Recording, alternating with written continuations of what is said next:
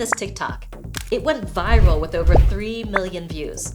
This one 80-second video has opened up the discussion that's divided the internet. Article after article, from Entrepreneur to Rolling Stone magazine, has dissected the discourse of something that's really been boiling beneath the surface for years. Something that'll have a massive impact on the future of how we run our businesses. In case you're tuning into my channel for the first time, hi there. I'm ResumeLab, and I've coached and supported tens of thousands of entrepreneurs, from side hustlers to 7-figure empires, on how to grow their businesses online. I've helped people from age 18 to age 88. And this one 80-second TikTok, it hit me hard. In this video, Brielle, this recent college grad, emotionally asked the question that, based on the video's reaction, is clearly on the mind of so many Gen Zs and even younger millennials. In a 9-to-5, how do you have time for a life? Brielle had been making a long commute each day to her first full-time job in New York City because she couldn't afford to live close to her office, and it was clearly getting to her. This one short video literally divided the internet. Many threw their support behind Brielle, especially Gen Z and millennials, because much like Brielle, they bemoaned the limited time they had for their own lives, and they found the repetitive routine difficult to deal with. But just as many criticized her for complaining and told her to just suck it up. This is the way things are, and sweetheart, you could have things a lot worse. Now, it shouldn't come as much of a surprise that the majority who condemned her had a lot more years in the workforce under their belts. And you might be thinking, Marisa, who cares what one Gen Z woman has to say about work? How could this possibly impact my business?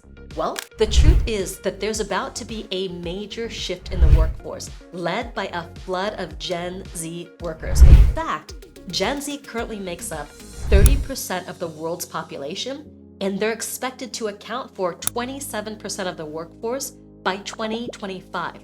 Now, this could compound the changes to work as we know it, as employers seek to attract and retain the next generation of talent. So a recent ResumeLab survey discovered that 73% of Gen Z applicants will pick a job with a better work-life balance over a higher salary. And a Gallup survey found that Gen Z is the most disengaged at work of any generation and doesn't feel a close connection to their coworkers, their managers, or their employers. In fact, they're the most likely generation to experience high levels of stress and burnout. So, do you see the problem? Gen Z will make up 27% of the workforce in just 2 years, maybe less, and they're already disenfranchised and disengaged at work. So it's time to get ahead of what's to come, am I right? Because if you want to grow and scale your business, you can't ignore Gen Z. And this goes way beyond your company culture. I mean, given that Gen Z already makes up 30% of the world's population, they're likely to be a potential customer or client in the future if they're not already. So you can't bury your head in the sand. It's time to stop ignoring and start thinking about how you can better engage this generation in your business, both as employees and as customers. So how can you start to do that? Well, first, you need to know what Gen Z prioritizes when it comes to work and work-life balance, and how you can implement some of these priorities in your business. And I'll be sharing exactly that in just a second. And then I'll leave you with the one thing you can do starting right now that's gonna positively impact Gen Z and every single member of your team, as well as help you attract clients and customers. So what does Gen Z prioritize the most? They want a healthy and inclusive culture above all else. They prioritize health and well-being over work. They want to do meaningful work with a sense of autonomy and flexibility. They want to work with people who work collaboratively, and they value company transparency and honesty. Now, I don't think any of these priorities are unreasonable at all, right? Gen Z is driven by boundary setting, and they're not afraid to speak up. They'll actually ask for the things that everybody else really wants and needs, which has at times gotten them stereotyped at work as being entitled and narcissistic. Now, I'm guessing you've probably seen some of the articles that call Gen Z lazy and entitled simply because they've got different priorities and want different things from life than older generations. Gen Z work to live versus living to work. and they're drawn to employers that share their personal values. So as this generation continues to make up an increasing percentage of the workforce, how can we as entrepreneurs effectively attract, engage, and retain top talent within this generation? It starts with company policies and ends with real follow-through. Since a healthy and inclusive culture is number one on Gen Z's priority list, let's start there. How can you foster a respectful, inclusive, and diverse workforce culture so you can attract and retain top talent? Well, it's not by posting a black square with the hashtag Blackout Tuesday or whatever the next cause or hashtag happens to be, because Gen Z sees right through that. You can't just talk the talk.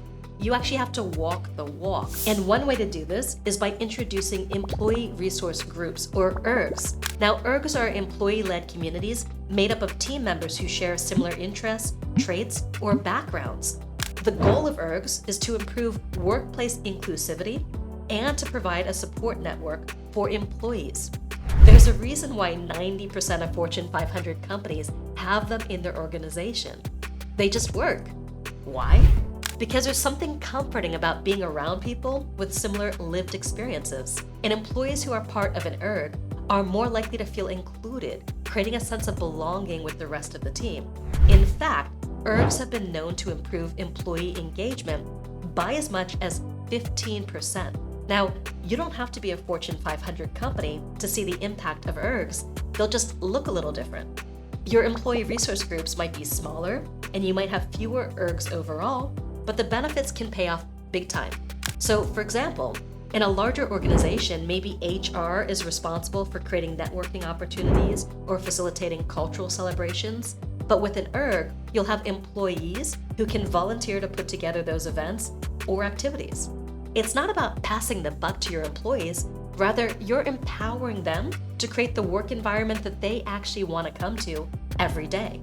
On that same note, you want to share your mission, your vision, your values up front so you can get a sense of whether a person is a good fit right off the bat. And I even recommend you get your people involved in creating or refining your company's mission, vision, and values, because this will help them feel more included. At a recent in-person team retreat, our whole team worked on our company vision and we crafted it together. We even put people into teams and they got to come up with their own names and hashtag. And at our quarterly State of the Union meetings, we dive deep into where we're at as a company and where we want to go. And team members nominate other team members who best lived each of our company's values, and then we get to cheer them and celebrate them together. So think of fun ways that you can foster this sense of community in your business. Because there's a lot of mistrust among Gen Z when it comes to institutions and those in charge. So the old need-to-know policy of communication, it just doesn't work. That's why you might consider shifting to a more open access policy where you're upfront about what's going on. So at our State of the Unions, I give this 45-minute address to the entire company on where we're at and what we need to do in the next quarter and beyond to get where we want to go. I'm 100% open and honest, and I don't sugarcoat anything. But I always keep it positive by focusing on how we're going to get there together and how each and every person is essential to reaching our goals and achieving our company vision. Earlier I said that Gen Z works to live rather than living to work. So how can you give them that balance while also helping your bottom line? First, take a look at your policies and consider why you have them in the first place. I mean, let's take the in-office versus remote debate. Are you requiring in-office 5 days a week because it's something you've always done? Or is it something your industry largely does? Or are you worried that people aren't going to be working if they're at home? Well, by the way, this has been continuously proven false. So if you find that there's no real benefit to 100% in-office work, consider changing to a hybrid or even fully remote workplace. Many Gen Z employees are experiencing anxiety and depression, which affects their work performance.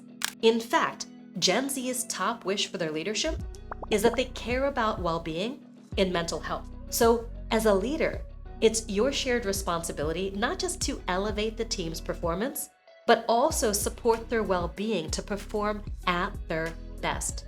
As Simon Sinek says, leadership is not about being in charge. It's about taking care of those in your charge. To start, ask your team members how they're doing. Lead by example and share your emotional state, your worries, your coping mechanisms. Because empathy goes a long way to creating a shared connection and opening up avenues of communication and deeper conversation. And remember that actions speak louder than words. So you may look to put in place policies focused on mental health. For instance, LinkedIn started offering their employees additional time off to address burnout among their workforce. There are also a number of technology companies and startups that are offering, or even in some cases mandating, mental health days off for their workforce. And you should actually encourage time off and respect it. I recently read an article with horror stories of how employers rescinded previously approved vacation time at the last minute, threatening that they'd fire employees if they didn't show up. And that is just so wrong. And it gives us entrepreneurs a bad rap. It's also going to have your best people leave you fast. So while this is an extreme example, it's important to remember that your people, they've got lives and work. It's not the only thing. At Live Your Message, my company, we have a Summer Fridays policy. So during the summer months, our people can take off every other Friday. They work that out with their manager and their team members, and I stay hands off because I trust my team. We also have the last 2 weeks of the year off company-wide. My team works hard, and they deserve to enjoy time off with their friends and family to recharge for the new year. I found that they're fresh and they're excited when we return to the virtual office to start a new year together. Finally, if there's one thing I see so many businesses try to implement and then never actually follow through on, it's asking for input. Take company surveys. This is a popular way to get input and feedback from your team, but do you actually take action on them?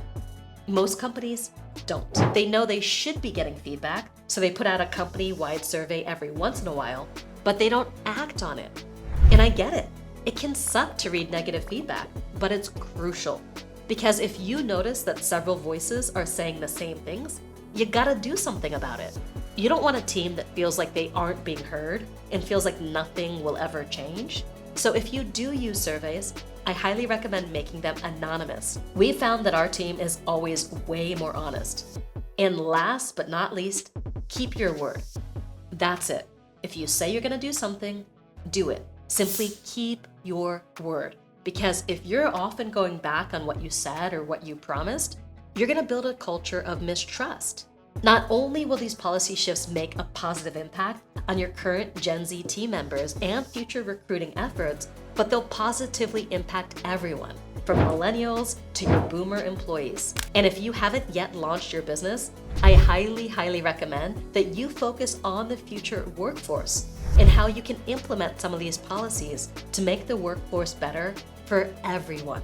Now, I promised that I'd leave you with the one thing you can do right now to make a positive impact on Gen Z and every single member of your team.